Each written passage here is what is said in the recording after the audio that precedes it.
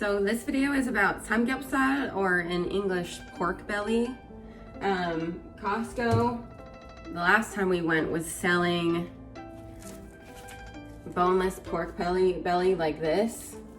And when I took it home, I froze it, so it looks a little bit different, but it's like in the refrigerated section, not frozen.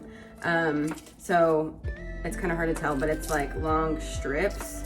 It almost looks like really thick bacon, but it's not cured like bacon is.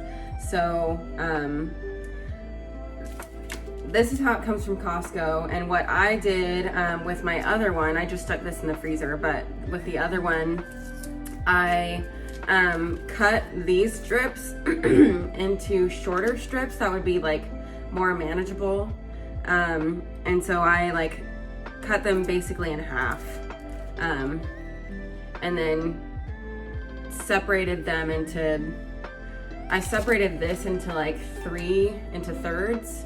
And I don't know, like portion wise, I don't know how much like one portion really is, but Jake and I, we eat a lot. So we ate about a third of this whole pack, maybe a little bit less than a third, maybe closer to a fourth, but we ate between a third and a fourth as like one meal together, the two of us. So this is how it comes. And then I separated it, again, like I said, and then I cut it. Let me take out a piece. So it's not marinated. This is a meat that,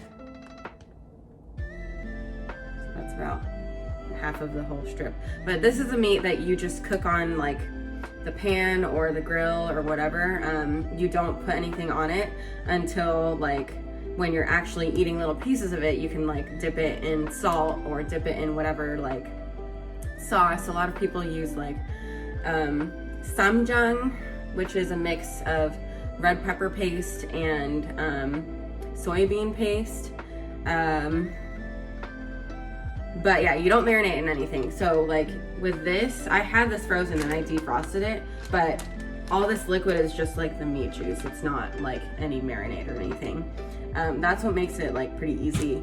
But I take these strips, and we have a grill, but we don't really use it. So I just cooked it like in a pan like this on our stovetop. I put a little bit of avocado oil just on the bottom, just in case, because it was my first time doing it in a pan like this, so I don't want it to stick. I just put it in like probably like 10 or 8 strips at a time, and just cooked it on the pan until it kind of looked like it was done. But about halfway through, and you have to flip it too, but about halfway through, you want to take a pair of scissors and you cut it, while you're cooking it, you cut it into like smaller bite-sized pieces. And if you know anything about Korean cooking, like you cook and cut meat with scissors all the time. And so scissors are the easiest. Yeah, so you just cut it into bite-sized strips, like pieces, as you're cooking it, and then as it's ready, you just eat as you go. So we had like this whole pan full of like little bite-sized pieces, and then we took just whatever we wanted to eat it with. Salt, rice, I had done some veggies,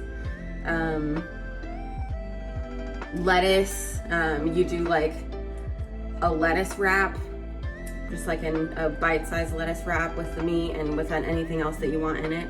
And then that's kind of what you do. So I'm cooking it again today, so I'm gonna try and take little videos or pictures as I'm doing that so that you can actually see what I was talking about. Pork belly is cooking in like the smaller strips that I'd cut. And once they're like part of the way done, I'm gonna start cutting these more cooked pieces into the bite-sized pieces. And we like them really small, so I'm cutting them very thin. like a baby. These are kind of small scissors.